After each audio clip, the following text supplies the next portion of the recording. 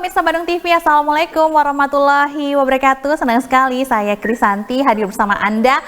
Selama 1 jam nanti saya akan berbincang dengan narasumber khusus hari ini, tentunya dalam program Adikarya Parlemen. Dan kali ini kami akan membahas tentang efektivitas PSBB. Dan untuk membahas hal tersebut, saya akan menghadirkan 3 narasumber. Tentunya dengan menerapkan social and physical distancing, kita akan memanfaatkan teknologi untuk berbincang. Dan untuk Anda pemirsa, saya akan perkenalkan ketiga narasumber saya. Yang pertama, kita akan sapa terlebih dahulu. Beliau adalah anggota DPRD Jawa Barat, Bapak Haru Suwandaru. Assalamualaikum, Pak Haru.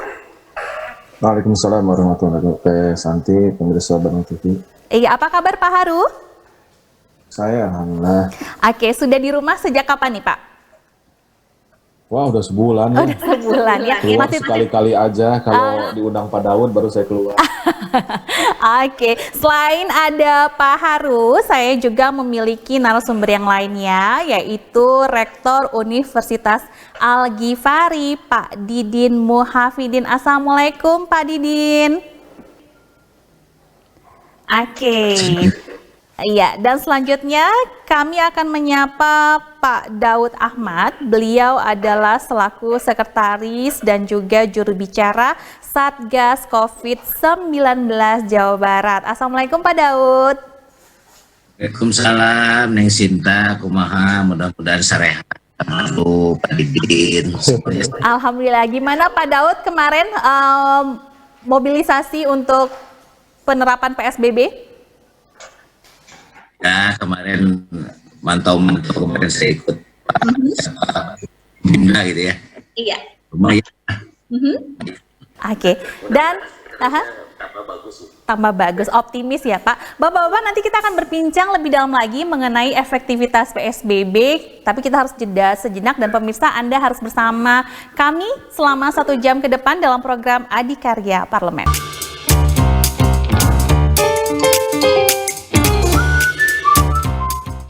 Pemirsa, Anda menyaksikan program Adikarya Parlemen bersama saya Krisanti, dan sesuai dengan bahasan kita hari ini, kami akan mendiskusikan tentang efektivitas PSBB yang baru saja dilaksanakan di Bandung Raya, tentunya akan berlangsung selama 2 pekan ke depan. Dan kalau kita berbicara mengenai efektivitas, barangkali masih terus diukur evaluasi dan juga pembenahan sana-sini berkaitan dengan penerapan PSBB di Bandung Raya.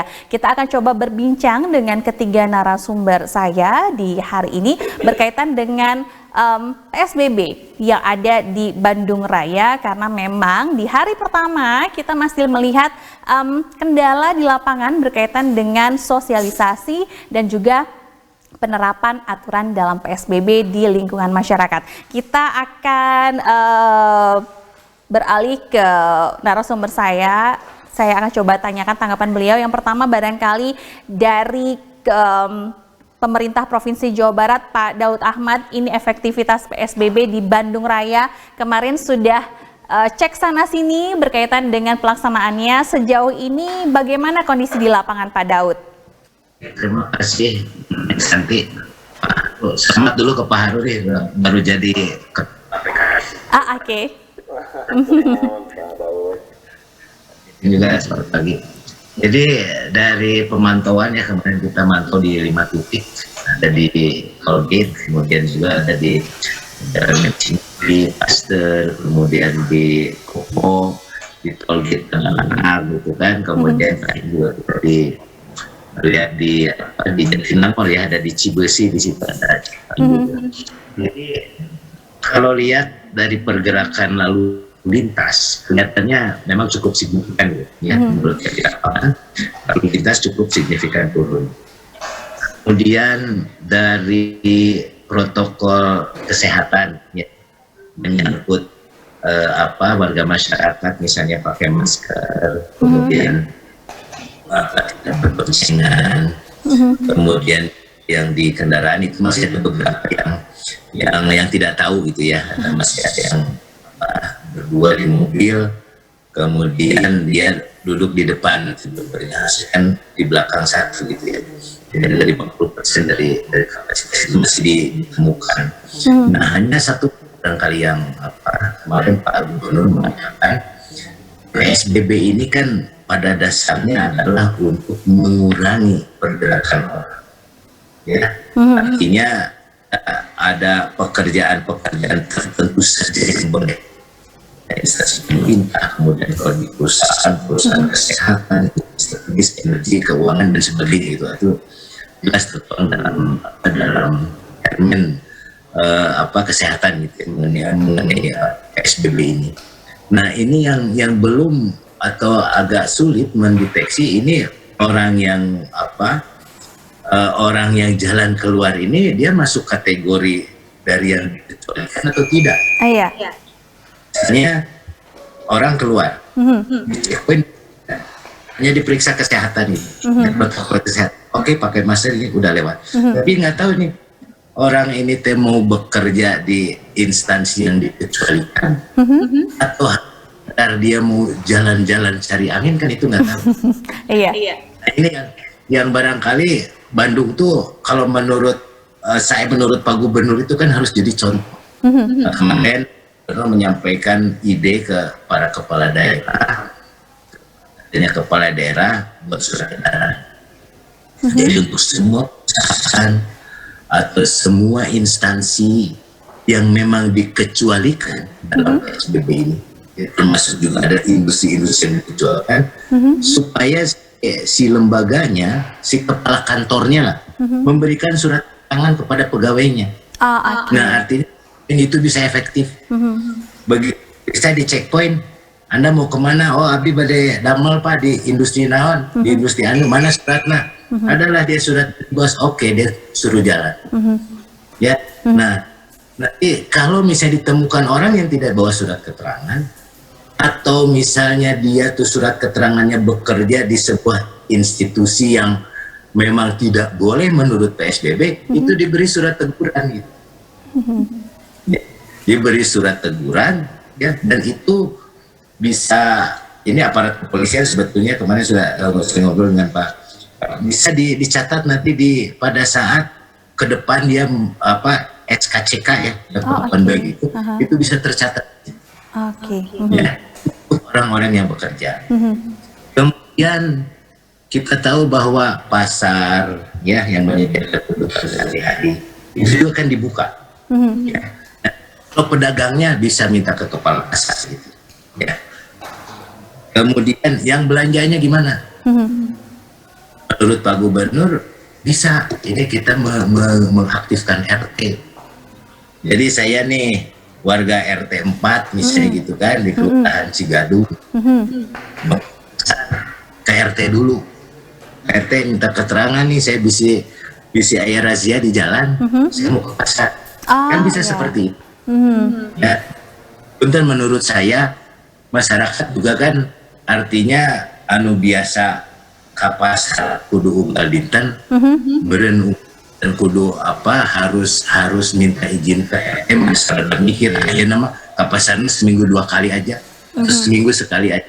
Nah itulah barangkali karena PSBB kemudian dikarenakan wabah corona ini masih baru, jadi semuanya kita tuh serba baru. Kita semuanya harus memikirkan ini caranya seperti apa gitu. Ya. Dan berulang kali saya katakan bahwa ini perlu keterlibatan semua pihak. Kalau tadi saya mengatakan misalnya RT, pastilah ada RT yang bilang wah nggak diriwai, seperti aku sembak, ya pasti ada yang seperti itu. Tapi ya kita haruslah ini semuanya kok, semuanya yang terdampak ini semuanya itu yang harus saya berharap ini bisa disadari oleh seluruh masyarakat bahwa wabah corona ini sifatnya seperti itu, dan ini baru itu bukan baru di negara kita, di seluruh dunia kan, seluruh dunia terpapar. Kesadaran ini yang harus dibangun untuk semua lapisan masyarakat, semua elemen, semua profesi. Mari kita sama-sama gitu. Supaya PSBB sebagai PSBB itu kan salah satu benteng ya, pencegahan. Benteng yang pertama itu untuk mencegah COVID-19 ini menular, untuk memutus rantai penularan. Dan ini mari kita semua masyarakat gitu, untuk apa, Pak Didin gitu kan, dengan sebagai seorang rektor sok ada pemikiran apa bareng-bareng gitu. Nah, ini semuanya apa ya, semuanya kita berhasil gitu untuk bisa memutus rantai penyebaran COVID-19 ini. Oke, memutus mata rantai, iya. Penyebaran COVID-19 adalah melibatkan masyarakat banyak untuk bisa patuh terhadap segala macam peraturan yang diterapkan untuk tadi mencegah penyebaran COVID-19. Kalau kita lihat karakteristik masyarakat Jawa Barat khususnya Pak Daud, Pak Didin dan juga Pak Haru, tentunya karakteristiknya pengen rame-rame, pengen ngumpul selaku masyarakat dengan etnis Sunda. Nah, ini tentunya merupakan salah satu tantangan terbesar bagi pemangku kebijakan untuk bisa menerapkan aturan PSBB. Dari pandangan legislator, bagaimana Pak Haru? Ya, nuhun Teh Santi. Saya pertama kali tadi keluar dari social distancing itu kalau diundang Pak Daud ke Gedung Sate waktu itu. Dan di rapat itu saya sudah sampaikan ke Pak Gubernur waktu itu hadir, Pak Sekdap, pimpinan DPRD gitu ya, bahwa saya berharap sebetulnya pemerintah, terutama pemerintah pusat, karena pemerintah provinsi ini kan perwakilan pemerintah pusat sebetulnya, bahwa nyawa manusia ini harus menjadi prioritas.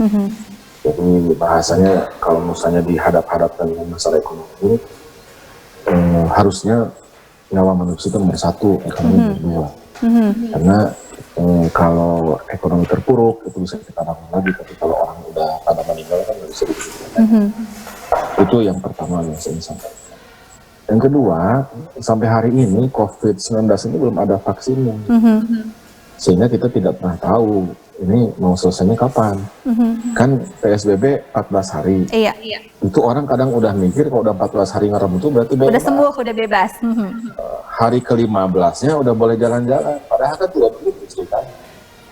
Kalau misalnya 14 hari itu ternyata dinilai misalnya oleh pemerintah provinsi belum selesai gitu kan, seperti di Jakarta itu kan diperpanjang. Iya, diperpanjang. Artinya bisa berbulan-bulan gitu, sampai vaksinnya ketemu atau sampai terbentuknya herd immunity. Nah, jadi saya sudah sampaikan ke Pak Gubernur, alhamdulillah Pak Daud juga hadir, bahwa skenario utama kita adalah physical distancing. Jadi bukan sibuk menyediakan sembako, bukan. Skenario pertamanya adalah physical distancing. Mestinya undang-undang ini pakainya undang-undang karantina. Oke. Kalau tidak salah undang-undang nomor 6 tahun 2018 kalau tidak salah. Nah, tapi karena pemerintah pusat tidak melakukan itu, memilih PSBB, ya punten aja dah ari saya mah wakil masyarakat, jadi bebas aja cek saya mah gitu ya. PSBB itu daripada gitu. daripada enggak sama sekali ya Pak. Ya, daripada nggak bisa lockdown gitu kan, nggak suka bahasa lockdown. Daripada nggak mau karantina wilayah. Gitu. Jadinya alternatifnya PSBB. RW gitu ya. Ya sok atau enam PSBB gitu. Makanya akhirnya saya bilang, waktu pandangan umum fraksi, Pak Gubernur tolong atulah PSBB-nya semua weh. Ya, semua kota kabupaten di Jawa Barat di PSBB ke. Jadi yang diusulkan pertama yang border Jakarta sudah. Berikutnya kota Bandung. Gitu. Saya mah mintanya udah Pak semua aja. Jangan terlena dengan istilah masih zona hijau. Itu zona hijau kalau dibiarkan jadi merah. Ya, dan kadang-kadang daerah juga bahagia seperti dapat PPP gitu. Hijau, masih gitu. Padahal itu orang pada mudik, gitu ya. Nah, ini kan kemarin pemerintah pusat juga masih melarang sampai ke. Nah, jadi maksud saya untuk menyelesaikan ini sebetulnya ya PSBB yang harus dipastikan berjalan efektif. Kuncinya salah satunya adalah ketegasan. Kita harapkan ketegasan dari Presiden RI, Pak Gubernur mau Presiden sebetulnya. Kalau Presiden tegas, Pak Gubernurnya tegas gitu ya. Tapi kalau Pak Presidennya nggak tegas, Gubernurnya nggak bisa tegas-tegasan. Jadi Presiden nggak tegas nih Pak. Iya, kata saya mah nggak tegas itu kemarin nggak melarang mudik, sekarang baru setelah riweuh ya melarang mudik. Ya.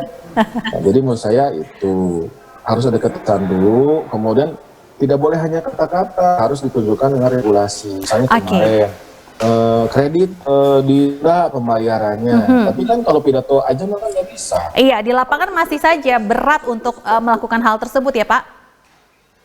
Iya harus tidak hanya kata-kata, tidak hanya pidato, tapi bentuknya PP, Kepres gitu ya, Inpres yang harus jelas gitu ya.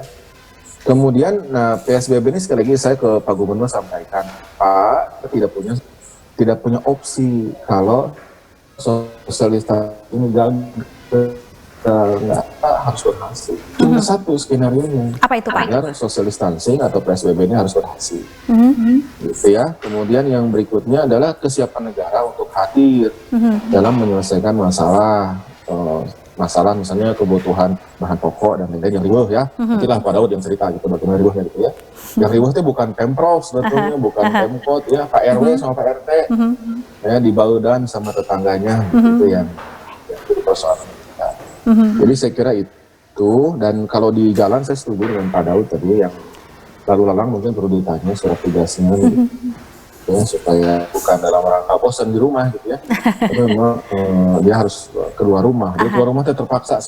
Tapi mohon tadi pemerintah ya bisa membantu masyarakat agar tetap tinggal di rumah. Begitu Teh Santi. Mangga Pak Haru berkaitan dengan tadi alternatif istilah yang digunakan pada saat ini ada banyak dari mulai lockdown, karantina wilayah sampai yang terakhir yang kita aplikasikan adalah PSBB. Nah, PSBB ini pun sedang dilakukan di Jawa Barat khususnya Bandung Raya.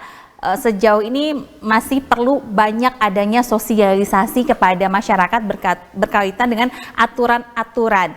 Pak Rektor dari Universitas Al-Ghifari, dari kacamata seorang akademisi untuk bisa menilai karakteristik masyarakat Jawa Barat untuk bisa mengikuti konsep PSBB ini seperti apa? Karena kalau kita berkaca dari masyarakat lain, masyarakat dunia, sebut saja masyarakat Amerika Serikat yang bahkan mereka demo untuk tidak usah dilakukan lockdown karena berkaitan dengan mata pencaharian mereka. Kita yang masih jauh terhadap Amerika Serikat dari tingkat kesejahteraan mungkin akan menimbulkan polemik demikian tidak Pak?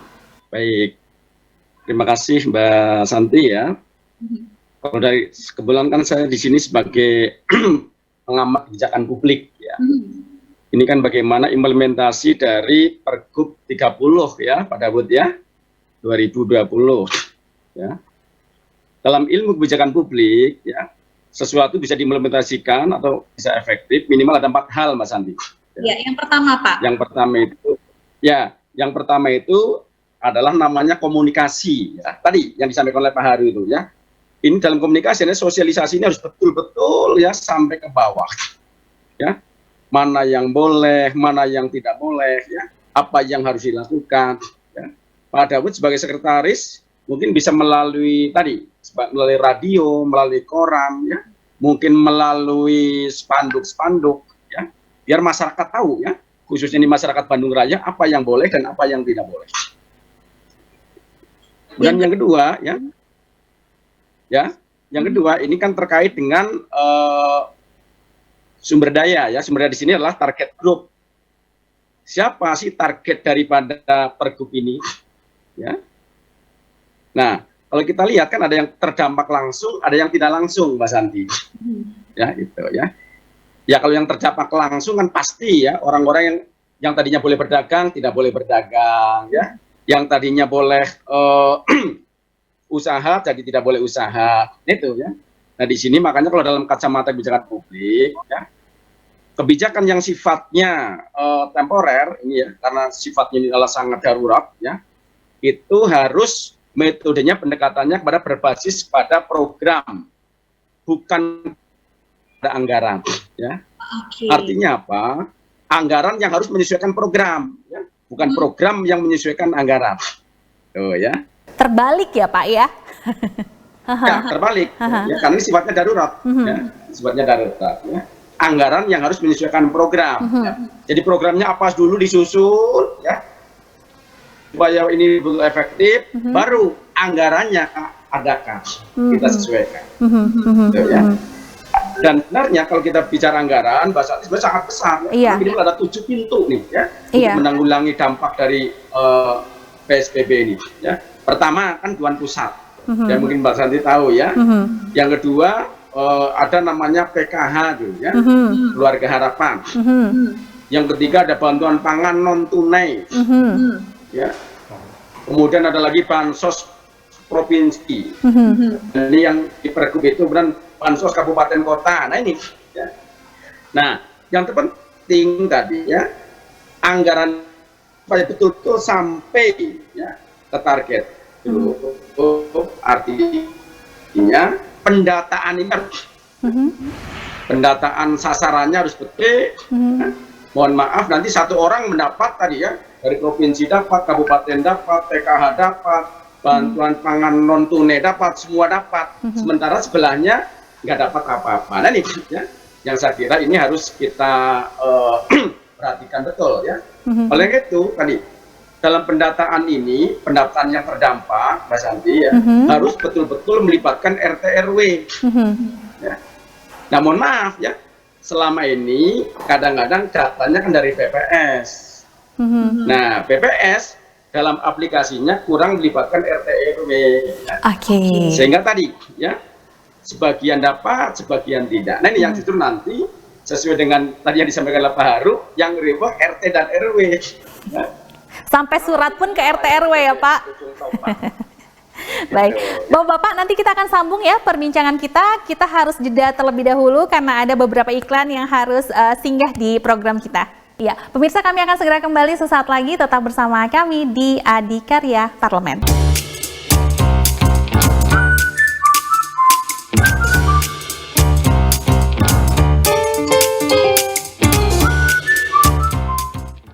Ya, pemirsa terima kasih Anda masih setia bersama program Adikarya Parlemen dan membahas mengenai pemberlakuan PSBB di Bandung Raya. Tadi sudah disampaikan oleh Pak Didin selaku pengamat kebijakan publik dari Universitas Al-Ghifari untuk terus bisa mensosialisasikan regulasi yang baru harus memiliki 4 pilar. Dan pertanyaan kita pasti berkaitan dengan kriteria tersebut, apakah PSBB di Jawa Barat dan Bandung Raya ini sudah mematuhi 4 pilar tersebut, Pak Didin? Ya baik, tadi belum selesai ya. Iya, silahkan. Masih termasuk tadi sumber anggaran ya, Iya. para position namanya ya. Apa itu disposition? Yaitu sikap aparatur tadi itu yang disampaikan oleh Pak Daud ya. Sejauh mana ketaatan masyarakat dan pemerintah, dua-duanya harus taat, tidak boleh. Ya. Artinya apa? Ketika ya masyarakatnya tidak taat, tetap program ini nggak bisa berjalan ya, terhadap aturan ini. Misalkan tadi ya, tapi sebaliknya masyarakat sudah berusaha taat, aparaturnya tidak tegas, ya, tidak jalan juga. Ya. Contoh misalkan tadi ya, yang mau lewat tidak bawa surat tugas, karena ngasih amplop, hanya boleh lewat, gitu, ya. Akhirnya kan tidak berjalan. Ya. Artinya kedua belah pihak, baik aparat pemerintah maupun masyarakat, semua dua-duanya harus taat aturan, ya. Aparat jangan sampai mau disuap. Saya bilang ya, masyarakat juga jangan mau menyuap, kan begitu, Mbak Santi. Iya. Agar aturan ini bisa berjalan dengan baik, gitu loh. Ya, misalkan tadi ya, ketika kendaraan bermotor, dia tidak pakai masker, harusnya kan pasti ditilang tuh. Atau suruh pulang gitu ya Pak? Suruh pulang, gitu ya. Jangan sampai karena ngasih tadi ya, ngasih doa, dorongan amplop, jalannya lebih baik. Kalau dua belah pihak tidak taat pada aturan. Gitu, ya. Pilar yang keempat, Pak. Dan yang terakhir yang keempat, hanya apa? Dari mulai tatanan paling atas, dari mulai presiden tadi ya, presiden, gubernur, bupati, wali kota, ya, camat, lurah, kepala desa, RT RW, semua harus satu visi misi, yaitu ya. Jangan sampai tadi yang disampaikan oleh Pak Haru tadi ya, kemarin ada provinsi mau tegas nggak boleh mudik, tapi di pusatnya boleh mudik, jadi kan repot. Repot ya Pak ya. Mana yang harus diikuti? Karena struktur birokrasi tidak satu visi. Oke. Iya. Kemarin mungkin Mbak Santi lihat wawancara di Najwa itu ya. Iya, mudik versus pulang kampung, Pak.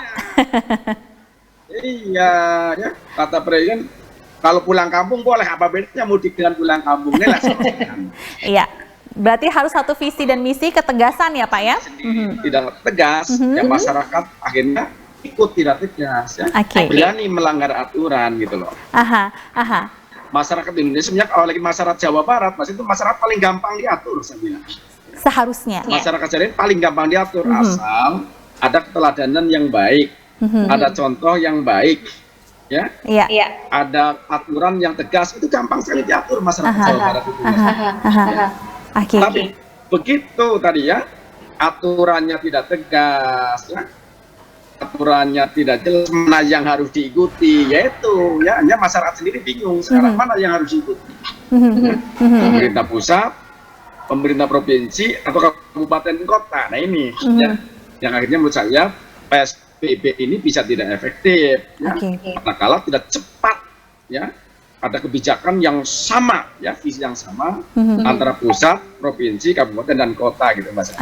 Pak Daud, menanggapi pernyataan dari Pak Didin berkaitan dengan pemerintah kita kurang tegas atau bahkan tidak tegas terhadap pemberlakuan PSBB ini. Sejauh ini ketegasan apa yang bisa kita lihat dengan kasat mata berkaitan dengan pemberlakuan PSBB? Karena kalau lihat kita tadi pagi ini checkpoint salah satunya di Terminal Cicahem saja mengular antriannya, dan bagaimana kita bisa mengaplikasikan social and physical distancing kalau checkpointnya dalam format yang seperti itu? Batasi kewenangan perlu diingat bahwa induknya gitu ya. Nah dari induk itu kemudian PSBB di Jawa Barat diterapkan lain dengan di Jakarta. Ya. Perbedaannya? Gubernur Jakarta tuh dengan apa undang-undang yang ada, Jakarta tuh gubernur rasa wali kota itu. Gubernur rasa wali kota. Perintah langsung wali kotanya, camat, desa sampai ke bawah itu bisa oleh gubernur. Di Jawa Barat? Jawa Barat itu dia punya bupati, punya wali kota. Untuk Jawa Barat mau menerapkan SBB pun gitu ya. Kalau tadi disampaikan kenapa nggak sekaligus Jawa Barat, gubernur mesti bilang-bilang dulu, berembuk dulu dengan bupati wali kota yang punya daerah otonomi. Nggak ada WhatsApp grup, Pak? Iya, enggak, Pak Gubernur kan vikon dulu dengan bupati wali kota di Bodebek pada saat itu. Mau gimana? Tadi saya ini mau nggak nerapin PSBB itu? Ya. Ditawarkan dulu berarti Pak itu sistemnya kepada kabupaten kota. Seperti itu. Ini datanya seperti ini ditawarkan, dan sebetulnya Pak Gubernur sambil meyakinkan juga daerah Anda tuh sudah begini loh, perlu nih PSBB. Akhirnya disepakati mekanismenya, bupati wali kota yang 5 itu semua ngajukan gubernur lah yang mengajukan PSBB ke provinsi. Di Permenkes sebetulnya bupati wali kota kan bisa langsung. Hanya tadi Jawa Barat menurut itu kan masyarakatnya mungkin bupati wali kota juga masih punya saya masih ada ke gubernur, bilang dulu ke gubernur mau begini. Nah sama proses Bandung Raya juga seperti itu. Nah kenapa tidak tegas? Jadi kalau yang namanya peraturan gubernur, namanya peraturan bupati itu tidak bisa masukkan sanksi. Ya, ini barangkali yang jadi masalah. Kalau sanksi itu adanya di Perda juga tindak pidananya tindak pidana ringan. Oleh karena itu kita di pemerintah daerah dan di provinsi, di kabupaten kota, kita terus berkomunikasi, berkoordinasi dengan aparat penegak hukum, dalam hal ini kepolisian. Ya, aparat inilah yang bisa menegakkan. Sebetulnya tadi saya katakan, karena ini baru kita juga masih meraba ya Pak ya. Ya masih ini ininya apa nih? Apa misalnya kalau siapa Pak Didin bilang harus tegas, ya tegas nih hukum yang mana yang mau diterapkan. Ini karena masih baru. Kayak sekarang apakah orang pakai masker itu ditilang? Ada nggak di undang-undang lalu lintas? Kan nggak ada. Ya. Mau diterapkan di peraturan wali kota? Nggak bisa kan? Yang nilang itu kan polisi. Ya. Ini barangkali jadi ya tadi yang saya sampaikan itu kan kita upaya ya, akhirnya ada baru itu hanya berupa teguran dengan harap masyarakat kalau ditegur sama aparat misalnya terus dikasih surat teguran gitu kan, surat teguran itu seperti surat tilang gitu misalnya bentuknya, kan pasti waldedeun ngalangar gitulah bahasa Sunda. Kalau tadi komunikasi kita jalan terus komunikasi ya, saya sebagai juru bicara kita melakukan sosialisasi itu dengan semua jenis media ya, lewat media cetak ya, kemudian dengan media elektronik seperti ini, kemudian juga lewat media sosial. Saya kira itu terus disosialisasikan dan mengenai karena memang kita dari program kemudian menentukan anggaran. Dari awal di provinsi sudah merancang bahwa ini ada aspek kesehatan, aspek kesehatan tadi ada benteng pencegahan, benteng pelacakan, kemudian yang benteng perawatan. Ya, ini jangan sampai kita tidak berharap benteng yang dua ini kalah, kita sampai berkutat di perawatan. Ini banyak yang kita dengan adanya PSBB ini ya dibarengi dengan pelacakan, ya, jadi kita rapid test jalan terus. PSBB maupun PSBB. Sehingga kita bisa menemukan peta yang lebih komprehensif di Jawa Barat ini seperti apa. Ada yang tanya ke saya, apa parsial?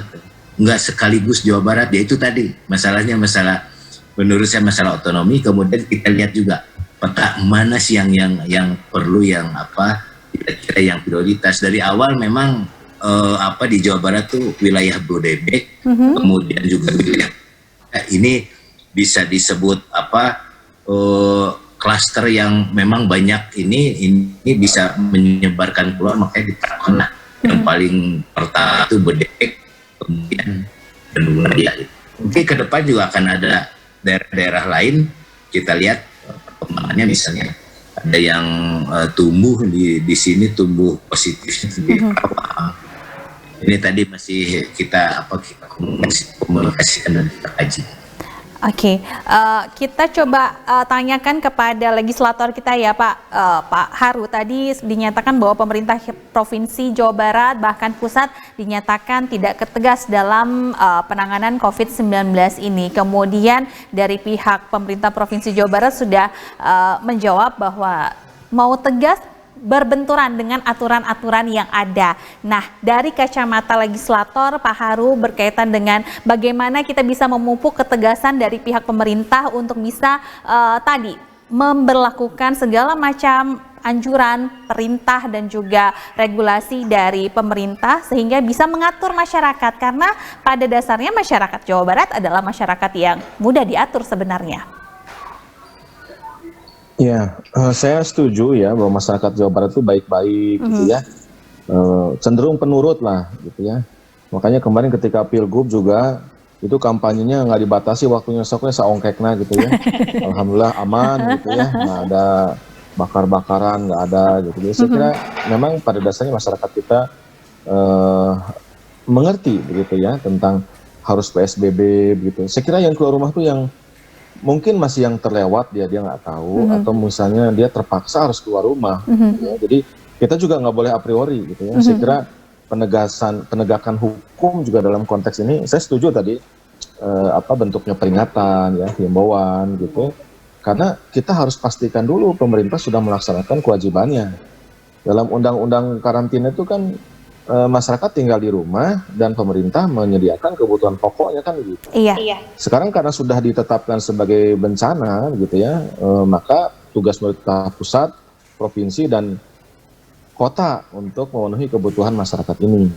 Nah, hanya kemarin saya sampaikan ke Pak Gubernur ini harus hati-hati nih ketika ngomong 9 pintu. Ini orang kan sekarang sedang kondisinya musibah nih, banyak yang kehilangan pekerjaan gitu ya, banyak yang kemudian tutup usahanya dan sebagainya. Jadi yang butuh bantuan itu pasti akan lebih banyak dari yang kita duga. Sehingga ketika bantuan itu sampai di masyarakat dan jumlahnya terlalu sedikit, akhirnya kan ada yang dikembalikan bantuan itu. Karena dia nggak enak gitu ya, RW-nya nggak enak, RT-nya nggak enak, yang nerima juga nggak enak, ada yang double gitu kan ya. Ini kan realitas lapangan lah menurut saya yang harus kita selesaikan gitu. Jadi saya ingatkan Pak Gubernur agar jangan terlalu di depan penjelasan tentang 9 pintu ini. Karena APBD juga terbatas. Saya kemarin diskusi juga dengan pimpinan DPRD dan juga TPD, jelas ini pendapatan daerah juga akan berkurang. Sementara orang miskin makin lama makin banyak. Jadi kalau bisa, ini di depan jangan di depan itu sok nu teu acan kadata sok ngajengkeun deui. Ini bisa jebol APBD gitu menurut saya. Justru bagaimana saya usul ke Pak Gubernur, kita yang di depan itu selain pemerintah membantu dengan sesuai kemampuan keuangan daerah kan gitu selalu klausulnya kan. Sesuai kemampuan keuangan negara kan begitu. Kita juga membuka partisipasi masyarakat. Saya kira yang harus di depan tuh family get family. Bagaimana kita mengokohkan modal sosial. Itu yang menurut saya sekarang harus sudah masuk ke situ. Karena kalau misalnya kita yang di depannya pemerintah terus ya seolah-olah begini caranya. Saya sampai ingatkan Pak Gubernur, program Bapak itu aslinya cuma satu, bansos provinsi. Yang 6 itu sebenarnya program pusat. Bagaimana Bapak akan memastikan itu sampai di masyarakat? Kalau Bapak yang sosialisasi, lamun riweuh eta PKH, ngudah gubernur kene. Padahal itu program pusat. Jadi maksud saya, kita perlu low lah gitu ya, mainnya jangan high profile gitu. Menghadapi musibah kayak begini harus low profile menurut saya gitu, bahwa kemampuan keuangan daerah terbatas gitu ya. Kami juga mungkin ada yang kelewat gitu ya. Sekarang mari kita di depan gitu bersama-sama untuk menyelesaikan ini gitu. Itu satu ya. Yang kedua, masalah tadi kembali ke ketegasan. Menurut saya ini kan masalah leadership gitu. Punten ya, saya berkali-kali aja menurut saya kuncinya di situ. Leadership itu harus ditunjukkan dengan kredibilitas dan integritas. Jadi harusnya mah mudiknya di awal entong atuh gitu ya. Entong Jakarta PSBB, tapi Kemenhub boleh cenah gitu kan. Transportasi kan jadi riweuh. Ada kepentingan politik di dalamnya barangkali Pak Haru? Itulah kenapa saya ngomong leadership itu kredibilitas dan integritas. Maknya lagi begini kita mau pencitraan kan tidak patut atuh. Ya janganlah lagi begini mah. Ya kan, ya kalau tindak pidana penyelewengan itu lebih biadab gitu ya menurut saya. Ini mah judulnya cik atulah lagi begini mah. Pencitraannya besok lagi. Harus satu visi. Pilpres masih jauh gitu kan maksud saya teh. Pilgub masih jauh. Pilkada serentak mau diundur dulu, ya sekarang Covid dulu lah gitu maksud saya. Jadi sekali lagi tolong masalah leadership, kredibilitas dan integritas ini kita tegakkan bersama-sama. Baru setelah leadershipnya tegak masuk ke aspek manajerial. Manajerialnya sederhana, Teh Santi. Yaitu? Sinkronisasi dan sosialisasi. Okay. Jadi manajemennya manajemen basic aja, koordinasi, integrasi, sinkronisasi, dan sosialisasi. Tapi integritasnya harus tegak dulu, leadershipnya harus tegak dulu. Sementara begitu, Teh. Oke, jadi kalau kita lihat dari perbincangan di segmen kedua ini memang harus adanya sinkronisasi, komunikasi, dan juga sosialisasi berkaitan apa-apa yang diputuskan oleh pemangku kebijakan sehingga masyarakat dari level manapun bisa memahami apa yang diinginkan, apa yang diarahkan oleh pemerintah provinsi maupun pemerintah pusat. Begitu ya Bapak-Bapak? Iya, oke. Kesimpulannya mantap. Baik, Bapak-Bapak kita akan sambung lagi di segmen berikutnya dan untuk sementara kita jeda pariwara terlebih dahulu dan tetap bersama kami ya pemirsa di Adikarya Parlemen.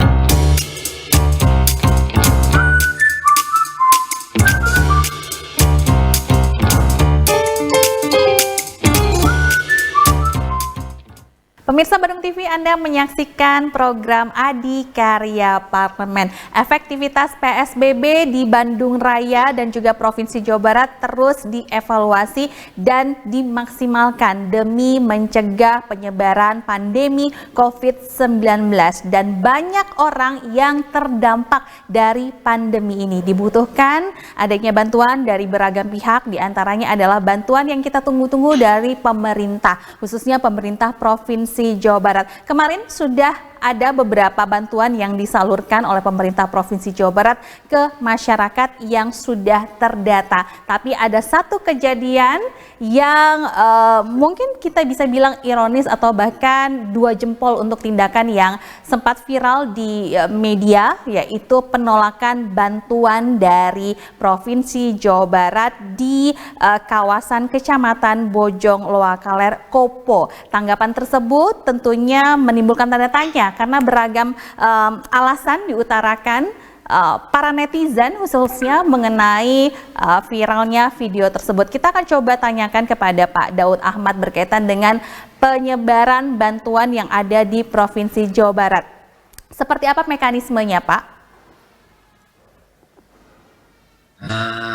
Jadi ini barangkali memang sosialisasi ulang, dan kalau menurut saya terputus-putus sih. Oke.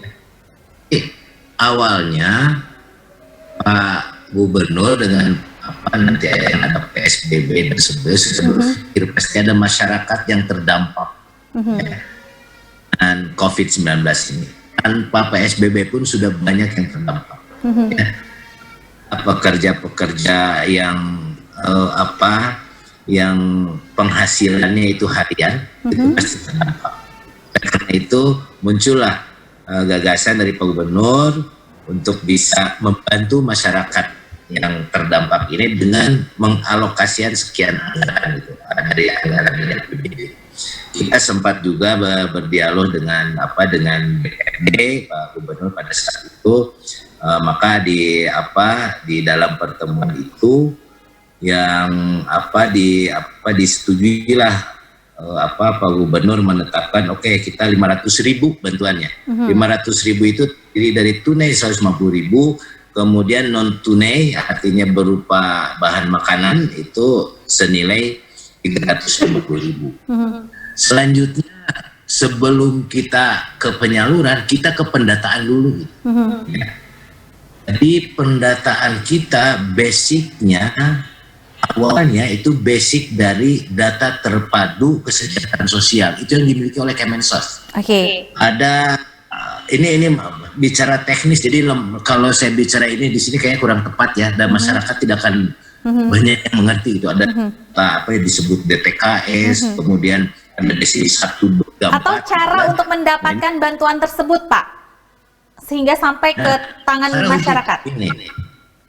Cara untuk mendapatkan bantuan tersebut dari alur yang awalnya kita buat, bahwa kita nih dari DTKS ya, kita minta, makanya di kabupaten kota coba minta data DTKS, dan DTKS ini harusnya di lapangan itu kita sudah melibatkan RW di sana, ya di alur itu sudah melibatkan RW, kemudian dari situ nanti barulah yang jelas bahwa data yang atau nanti data calon penerima bantuan yang dikeluarkan di provinsi itu adalah data yang kita terima dari kabupaten kota. Nah, awalnya kita hanya melihat di tataran DTKS. Nah, itu sudah clear and clean, itu ada sebanyak 455.000. Ya. Clear and clean, belum termasuk data yang di luar DTKS, yang non DTKS. Nah, kelihatannya yang terjadi di lapangan ada yang ditolak, ya, yang tadi di Bojong Loa. Kalau saya ini pasti kejadiannya seperti ini. Kita provinsi itu belum mengeluarkan bantuan yang dalam jumlah yang banyak, yang sekian. Yang diajukan oleh Bupati Wali Kota itu sampai ke angka 3,9 juta. Ini masih kita cleansing. Cleansing itu bukan kita verifikasi, Bu. Kita hanya melihat ini nicknya benar nggak? Oh ternyata ada yang diajukan double gitu. Nah ini kita hapus itu, cleansing, dibersihkan. Dan datanya yang kami terima informasi ini masih ada sekitar 3,2 juta itu hasil cleansing itu. Nah kembali ke tadi, hanya ini kan masyarakat sudah banyak yang minta bantuan. Nah akhirnya gubernur kita mengeluarkan dulu. Masih dengan angka yang baru yang 455-nya gitu. Jadi tenang, nanti masih akan ada lagi bantuan untuk mereka yang belum terdata 450 ini. Nah, oke, saya cerita bahwa yang sekarang dibagikan ini wajar. Kalau si RW ngajukan 20, baru dapat 3 karena yang tadi itu. Kita masih pegang data yang 455.000 se-Jawa Barat yang kita anggap data clean and clear. Nah, sekarang tadi saya sampaikan yang non DTKS yang 3,2 ini sedang kita kembalikan lagi ke Bupati Wali Kota. Coba nih hasil dari kami dari 3,9 juta yang Anda sampaikan ke kami, ini menurut data kami ini ada yang double NIK, ada yang NIK-nya jelas dan sebagainya 3,2 juta. Sok dikembalikan. Ini lagi apa clear and clean kan lagi di daerah dengan RT dengan RW. Nerima nggak segini? Nah nanti kita tanggal 25 ya artinya lusa kita berharap final dari Bupati Wali Kota sampai ke kita dengan tanggung jawab mutlak, pernyataan tanggung jawab mutlak, surat pernyataan mutlak SETMJ ya. Nah ini yang kita harapkan. Dengan demikian kalau ada terjadi apa-apa di lapangan ya misalnya si itu yang orang kaya yang dapat, saya dapat dari daerah kok ini datanya, mereka yang bertanggung jawab secara mutlak. Ya, saya kira ini. Jadi saat itu saya yakin ini akan berjenjang ya dari bupati ke camat, kades, kades ke RW, RW ke RT. Jadi RT juga yang di bawah juga jangan mengajukan tuh memang betul-betul yang diajukan itu adalah masyarakat yang memang perlu dibantu gitu, dengan adanya COVID-19 ini. Ternyata memang untuk proses pendataannya begitu panjang ya Pak prosesnya, dan untuk sementara yang memang urgent untuk dibagikan adalah data yang sudah clear and clean terlebih dahulu ya Pak ya. Dan untuk Anda pemirsa, kenapa datanya ingin panjang? Karena tadi kita tuh meminimalisir kejadian-kejadian seperti di lapangan tadi. Jangan sampai terjadi. Oke. Jadi moto tepat sasaran itu dipegang terus. Iya. Betul. Ya. Oke, Pak. Kita coba beralih ke Pak Haru. Ini berkaitan dengan tadi proses yang cukup panjang, tapi ternyata rasa lapar masyarakat, Bapak sebagai wakil rakyat, ini tidak bisa ditahan panjangnya sampai dengan data terverifikasi, masuk dalam kategori clean dan clear.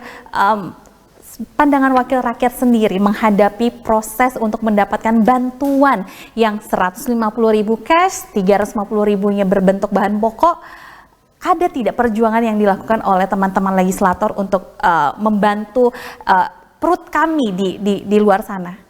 Ya, jadi sebetulnya kalau pertolongan pertama pada kecelakaan sudah dilakukan, gitu ya, dan sudah udunan, gitu ya, tingkat pusat, tidak PRRI, tingkat provinsi, tingkat kota kabupaten, gitu ya. Walaupun ada yang bilang, wah cina iya anggota dewan kunker gitu saat PSBB, wah nggak ada. Sejak bulan Maret itu kita sudah tidak ada kunker gitu ya. Kita semua di dapil gitu ya, mencoba mendampingi masyarakat, membantu dengan kemampuan yang ada dalam konteks sebagai anggota dewan, dan terus membantu pemerintah provinsi. Di pusat juga saya tahu teman-teman DPR juga terus membantu pemerintah pusat, di kota kabupaten juga bersama pemerintah kota kabupaten agar penanggulangan ini bisa efektif, bisa efisien. Jadi walaupun PSBB ini misalnya katakan Bandung Raya baru jalan 2 hari, tapi kan yang terdampak itu mungkin sudah dari sejak bulan Maret. Iya. Bahkan tadi kata Pak Daud, belum ada PSBB, belum ada corona, belum ada PSBB, sudah ada yang miskin. Gitu. Dan dengan COVID ini bertambah ya miskinnya, kan itu persoalan. Nah, oleh karena itu, saya sebetulnya usul ke Pak Gubernur, saya kira tadi bagus yang dari Pak Daud dengan tanggung jawab mutlak. Jadi jangan sampai provinsi ini mau menyalurkan sendiri, pusat mau menyalurkan sendiri, itu namanya riweuh. Kenapa riweuh? Karena mungkin tadi mau politis gitu, yang pusat dikasih emblem Menteri Anu misalnya, kan? Ya, atau Pak Jokowi bagiin sendiri gitu kan. Sudah, Pak. Ya, pusat kasih ke provinsi, provinsi kasih ke kota, biar kota nanti yang mendistribusikan melalui camat, melalui lurah, melalui RT, melalui RW, sudah selesai gitu. Tapi kalau misalnya ada embel-embel pengen ngasih langsung, jadinya pabaliut gitu. Akhirnya PKH sudah terima lagi kan begitu. Atau orang sudah meninggal, terima lagi. Dan kan baru tahu dari Pak Daud tadi teh 20 cenah kan, baru terima 3 dan datanya belum lengkap kan, masyarakat mah nggak tahu. Taunya wah saya teka bagian kasih Pak Gubernur ka saya kan, jadi begitu. Iya teh bener RW na ieu sidana kan jadi gitu. Jadi maksud saya tolonglah ini satu pintu. Saya kira ya, saya juga setuju pada cuma diusulkan nanti distribusi Pak. Jangan oleh provinsi lah Pak. Udah kasih aja ke kota Pak. Tadi dengan tanggung jawab mutlak saya setuju Pak itu ya. Biar aja nanti kita meminta pertanggungjawaban kota kabupaten gitu Pak. Ya Pak Gubernur salam we lah gitu, sudah mengalokasikan sekian anggaran gitu ya. Kalau mau simbolik we Pak Gubernur mah gitu ya, sisa aja bersama pemerintah kota diselesaikan gitu. Mereka lebih tahu. Bahkan kalau kepala daerah mah Pak usulnya teh uang nawe uang aja lah, kan teknisnya cuma kami we gitu. Nah, mungkin ini ke depan lah saya kira nanti kita diskusikan lebih teknis. Tapi untuk menyelesaikan kehebohan ini menurut saya kuncinya satu pintu tadi. Mangga saya kira pusat provinsi lewat kota kabupaten aja. Nanti biar melalui camat, melalui kepala desa, melalui lurah, RT RW mudah-mudahan akan lebih baik dan tidak paciweuh teknis. Iya. Oke, terima kasih Pak Haru. Tanggung jawab mutlak, kebijakan tanggung jawab mutlak yang memang akan dijunjung oleh pemerintah Provinsi Jawa Barat. Kita akan coba berikan kesempatan kepada Pak Rektor mengenai tadi tanggung jawab mutlak, singkat saja Pak. Oh ya, jadi kebijakan itu kan ada 3 Mbak intinya ya. Kenapa ada kebijakan? Pertama kebijakan yang bersifat politis, kedua bersifat praktis, ya. Yang ketiga bersifat ilmiah, ini ada 3. Mungkin kalau yang sekarang kebijakan 1-2 tidak mungkin bersifat politis lagi gitu loh ya. Bersifat ilmiah lagi, tapi harus sudah bersifat praktis. Ya. Artinya apa? Ya harus bersifat praktis ya. Karena tadi kalau ilmiah, kajian ilmiah terlalu lama, masanya kan sebentar ya. Harus dikaji dulu, diteliti dulu, habis mati semua nanti masyarakat. Ya. Kebijakan politis tadi lebih banyak mendekati, tadi pilpres juga masih jauh ya, pilgub masih jauh, udahlah tinggalkan dulu yang begitu gitu, ya. Tapi kita fokus lah ini Pak, karena ini darurat, sifatnya kebijakan praktis, mana yang paling bermanfaat terbesar bagi masyarakat. Dan bantuan sosial ini kalau sifatnya pemberdayaan juga terlalu lama, ya, karena itu perlu proses, udah sifatnya charity saja. Ya. Hanya hibah langsung, soal nanti dalam bentuk barang atau uang itu teknis. Ya. Tapi memang yang terpenting kan kondisi darurat, bagaimana kita menyelamatkan nyawa masyarakat tadi yang Pak Haru sampaikan itu. Ini yang paling penting. Udahlah, hilangkan dulu ego tadi ya, praktis apa namanya yang politis kita hilangkan, ilmiah sementara kita hilangkan, ya. Yang ilmiah pun sementara kita hilangkan, ya. Tapi yang kita lebih ke kebijakan praktis yang sifatnya tadi. Karena memang yang punya wilayah itu kabupaten dan kota, ya, mereka lah yang diberi kesempatan. Ya. Kalau itu tadi, ya, saya kira memang udahlah, ya. Badan provinsi ada berapa? Kota Bandung kan ada 5 miliar, kasih aja 5 miliar, silakan diatur, ya, oleh Kota Bandung tadi, ya. Karena sifatnya praktis tadi. Nah, artinya apa? Ini dalam perpunya sudah jelas, ya.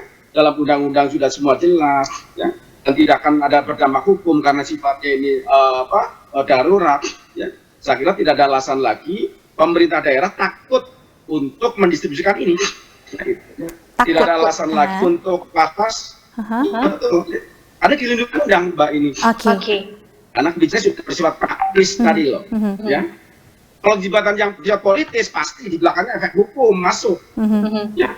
Dalam waktu sedikit habis. Tapi ini kan pasti dari awal pun dalam teori kebijakan sifatnya darurat harus bersifat praktis bukan politis. Oh ya. Kalau politis tadi nanti pasti diincar, wah ini udah ketahuan nih. Pasti wali kota nyimpang, belum apa-apa sudah ditakut-takuti. Nah, itu sudah politis. Tapi ini dalam konteks kebijakan ini kita harus paham betul bahwa ini karena sifatnya praktis, bagaimana bantuan itu cepat sampai kepada sasaran dan tidak perlu takut aspek hukum dan penegak hukum toh sudah tahu mereka bahwa ini sifatnya praktis bukan politis, bukan ilmiah. Sehingga penegakan hukum harus benar betul ya, tidak perlu intervensi terlalu jauh dalam pembagian bansos ini gitu. Iya, Pak Daud tadi sudah menceritakan proses pendataan yang sangat panjang dan ada masukan semuanya harus bersifat praktis. Iya, dan nanti kita akan coba bahas lagi di segmen terakhir. Bapak-bapak masih tetap bersama kami di program Adikarya Parlemen. Sesaat lagi kami segera kembali.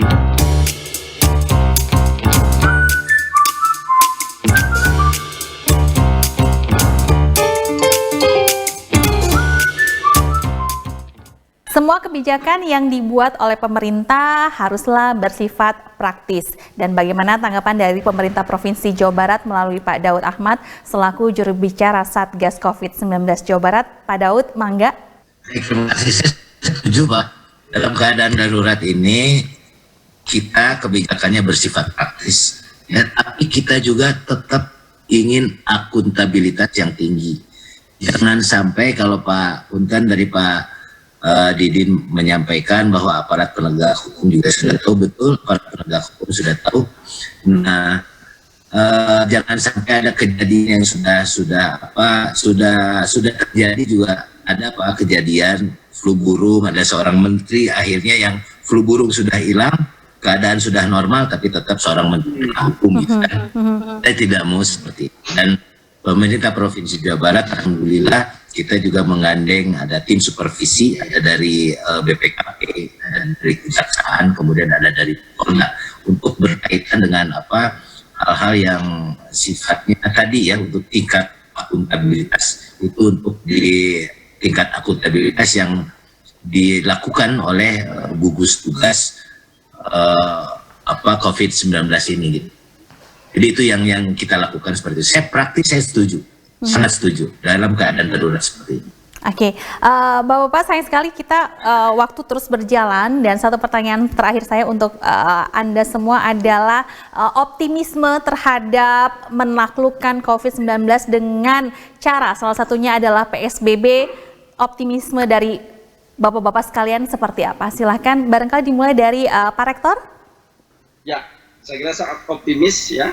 PSBB di Jawa Barat insya Allah efektif selama tadi ya aparat penegaknya jalankan tugas dengan baik, masyarakat juga taat aturan ya, dan pengusaha juga ikut membantu tadi ya, orang yang kaya membantu yang miskin ya, kemudian ulamanya juga memberikan arahan betapa pentingnya untuk sholat di rumah misalnya ya, ini ya, hanya 4 pilar ini, pemerintah, ulama ya, kemudian masyarakat, pengusaha ya, bisa bau memberi suatu sehingga mereka bekerja sama ya, dan insya Allah PSBB ini akan berjalan dengan baik Mas Adi. Selanjutnya saya silakan kepada Pak Daud Ahmad, optimisme dari pemerintah Provinsi Jawa Barat terhadap PSBB ini berhasilkah nantinya untuk bisa mendisiplinkan dan tentunya komit terhadap perilaku hidup sehat masyarakat Jawa Barat? Silakan Pak Daud.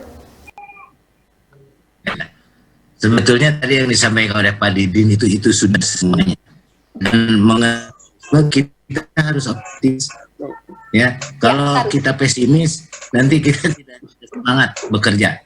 Kita harus optimis, dan Pak itu tadi mengatakan 4, sebetulnya kan ada 5, selama ini 5 yang harus bekerja bersama itu.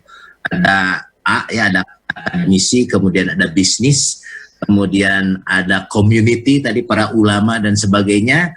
Kemudian ada government, kita di pemerintah, dan jangan lupa peran media. Ya, jadi peran Teh Sinta dan teman-teman semua di media juga turut memberikan edukasi kepada masyarakat, mensosialisasikan dan memberikan kesejukan masyarakat, sehingga kita semua semuanya bersama-sama punya rasa optimis optimisme untuk COVID-19 ini bisa segera lenyap dari bumi kita tercinta ini. Iya, lanjut kepada Pak Haru, silahkan tanggapan Bapak terhadap optimisme kita. Ya, memang kita harus optimis dalam menghadapi COVID-19 ini dan juga efektivitas dari PSBB yang dilakukan di Provinsi Jawa Barat dan saat ini sedang berlangsung di Bandung Raya sampai dengan 2 minggu ke depan. Ya, terima kasih Mbak Santi ya. Saya setuju dengan Pak Didin, Pak Daud bahwa kita tidak punya pilihan lain kecuali harus optimis. Karena akan berbeda orang yang berjuang dalam kondisi optimis dan pesimis. Gitu. Nah, yang penting bagi kita adalah tadi saya menekankan bahwa nyawa harus prioritas, kemudian pemerintah harus hadir untuk prioritas ya menuntaskan masalah kesehatan. Tadi Pak Daud sudah sampaikan dari mulai PSBB, rapid test, tes PCR dan seterusnya itu harus terus dilakukan, gitu ya. Kemudian pemerintah harus hadir untuk membantu masyarakat bertahan dalam situasi sulit, ya. Itu memenuhi kebutuhan pokoknya dengan tadi secara praktis tadi kebijakan yang bersifat praktis dari Pak Didin saya setuju juga. Kemudian kolaborasi tadi dari 5 sektor ya pentahelix itu juga saya kira mutlak. Nah, makanya saya juga mengingatkan nih Pak Gubernur jangan terdepan nih semua mau diselesaikan sama Pak Gubernur, nggak bisa saya bilang. Keuangan pemerintah pusat terbatas, provinsi terbatas, kota kabupaten terbatas. Ayo Pak gitu ya. Sama-sama Pak gitu, kalau perlu dari semua sektor itu semuanya berdiri di depan sama-sama gitu kan, dari pengusaha bantuannya apa, dari komunitas bantuannya apa, media apa, pemerintahan apa gitu ya, universitas juga apa nih ada Pak Didin. Jadi saya kira kalau 5 ini sudah di depan semuanya siap saling membantu begitu ya, termasuk media segala macam, saya kira kita sangat optimis. Bahkan kalau kemarin waktu musrembang ya, Pak Menteri Perencanaan itu dan juga Menteri Pariwisata menyampaikan ya mudah-mudahan kita punya daya lenting setelah kita kondisi berat di COVID ini, mudah-mudahan kita punya daya lenting yang tinggi untuk merecovery kondisi kita. Tapi sekali lagi itu harus dimulai dari penanggulangan kesehatan kita harus efektif, kemudian program supportnya safety netnya harus sukses ya.